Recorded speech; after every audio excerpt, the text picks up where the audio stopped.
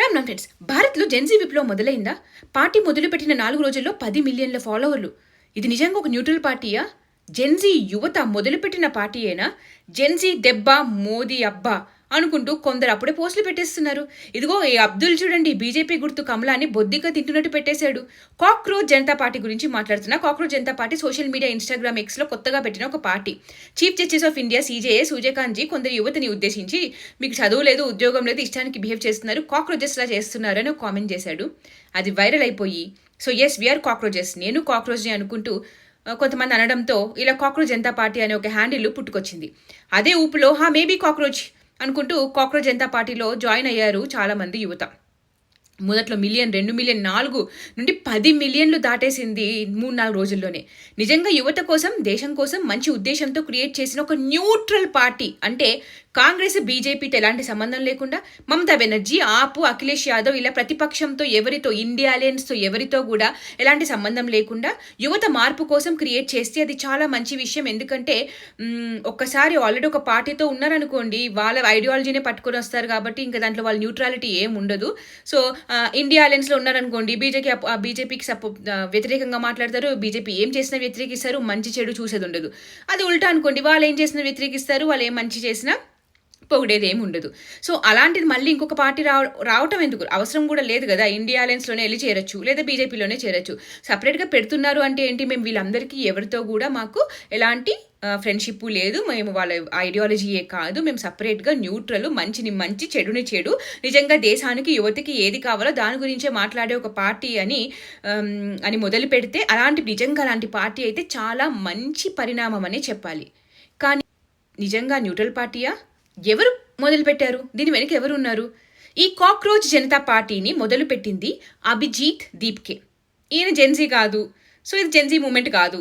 ఈయన మహారాష్ట్ర వాసి, ప్రస్తుతం అమెరికాలో ఉంటున్నాడు. 2018 నుండి ఆప్ పార్టీ అరవింద్ కేజ్రీవాల్ కోసం పని చేసిన వ్యక్తి. దాదాపు 8 సంవత్సరాలు కాంగ్రెస్ తర్వాత అదే లెవెల్లో స్కామ్స్ చేసిన పార్టీ, కరప్ట్ అయిన పార్టీ ఆమ్ ఆద్మీ పార్టీ. అందుకే జనాలు ఓడించారు. అది మాత్రమే కాదు, ఖలిస్తానీ టూల్ కిట్లో అరవింద్ కేజ్రీవాల్ పార్ట్నర్.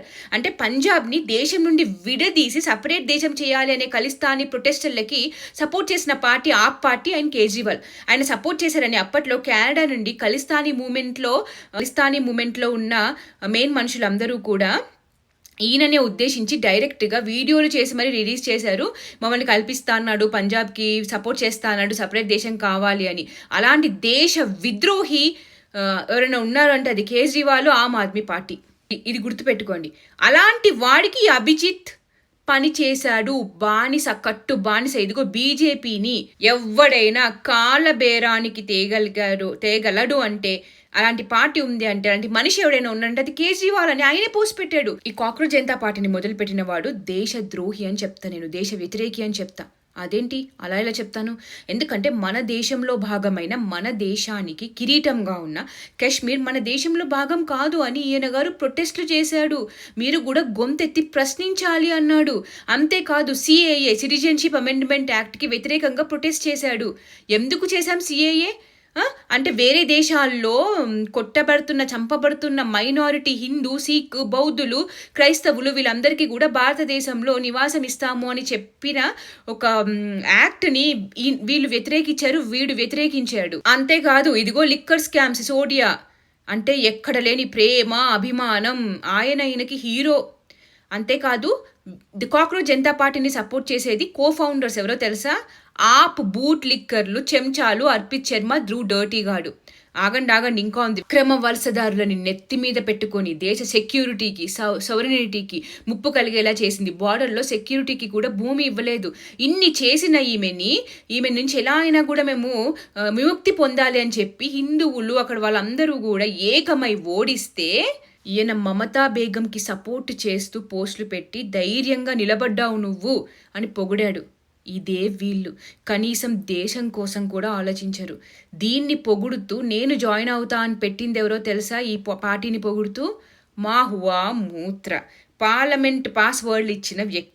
అంతేకాదు, ఇగో ఈ అఖిలేష్ యాదవ్ కూడా బేసికల్లీ ఇండియా అలయన్స్ని ఎవడు దేకట్లే అని కొత్త సీసాలో పాత అలయన్స్ అందరూ కలిసి కాక్రోచ్ జనతా పార్టీని పెట్టుకున్నారు. సో కొత్త సీసాలో పాత మందే వేసిస్తున్నారు. ముందు ఊపులో మినిమం ఆలోచించకుండా క్రియేట్ చేసిన రీల్స్, మీమ్స్, వీడియోస్ చూసి యువత మేబీ కాక్రోచ్ అని జాయిన్ అయ్యారు. కానీ ఇప్పుడు నేను చెప్పినవన్నీ చూశాక యువతకేమన్నా బుర్ర లేదా? చూశారు, తెలుసుకున్నారు. 24 అవర్స్లోనే నేను కాక్రోచ్ జనతా పార్టీ నుంచి బయటికి వెళ్ళిపోతున్నాను, నేను అన్ఫాలో అవుతున్నాను, ఎవడెవడు సపోర్ట్ చేస్తున్నాడో, ఎవడెవడు ఫాలో అవుతున్నాడో, ఎవడెవడు దీంట్లో ఉన్నాడో తెలిసాక అలాంటి దేశద్రోహ పార్టీలో నేను మాత్రం సభ్యురాలని కాలేను అనుకుంటూ చాలామంది యువత అన్ఫాలో అవుతూ కామెంట్స్ పెడుతున్నారు, మెసేజ్లు చేస్తున్నారు.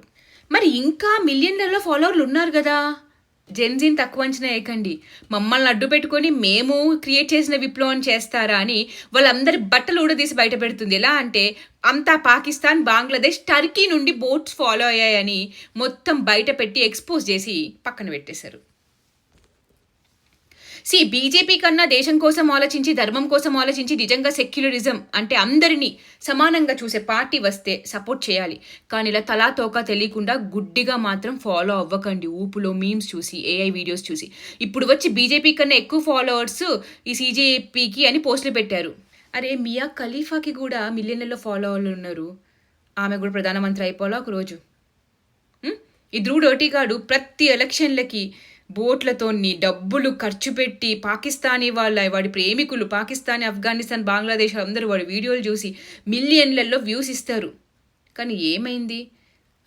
ఆయన యజమాని, ఆయనకు డబ్బులు ఇచ్చేది బూట్లిక్కర్ వీడు, ఆయనే ఓడిపోయాడు.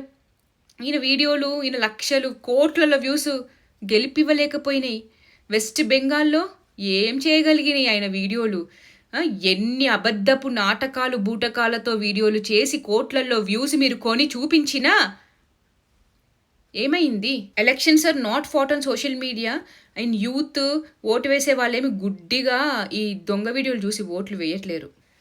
చేసే పనిని, మనిషిలో, ఆ నాయకుడిలో ఉన్న దేశభక్తిని చూసి ఓట్లు వేస్తున్నారు. జర్మన్ కుక్కల మొరగడం విని కాదు. ఏముంది, ఈ రోజు టూల్ కిట్ ద్వారా కాక్రోచ్ జనతా పార్టీ వచ్చింది. రేపు pest control Janata party, hit Janata party కూడా రావచ్చు. చెత్తలో, మలినంలో ఏడబడితే ఆడ ఏదన్నా దొరక్కపోద్దాయి అని ఎదురు చూసి చీకట్లలో తిరిగే బొద్దింకలు, కాక్రోచెస్కే ఇన్ని దొంగ తెలివితేటలుంటే కష్టపడి పనిచేసే మనుషులకి, ఈ యూత్కి, జెన్జీకి ఎంత ఉంటుంది? ఈ దేశాన్ని ముక్కలు చేస్తామంటే ఊరుకుంటారా? Never. So my dear Gen Z, think before you follow are support someone. వీళ్ళతో చేతులు కలిపితే ఫాలో అవుతే దేశద్రోహులతో చేతులు కలపడమే, కాంగ్రెస్తో మళ్ళీ కలపడమే, ఆ ఇండియా అలయన్స్తో కలపడమే. ఇంకా ఇలాంటి నిజాలన్నీ బయటికి వస్తూనే ఉంటాయి. షేర్ చేయండి, ఈ కాక్రోచెస్ని తరిమి కొట్టండి. ఏదేమైనా దేశ్ పెహలే, నేషన్ ఫస్ట్ అలాంటి పార్టీ ఎవరైనా వస్తే తప్పకుండా సపోర్ట్ చేస్తాం. జై భారత్, జై హింద్, వందే మాతరం.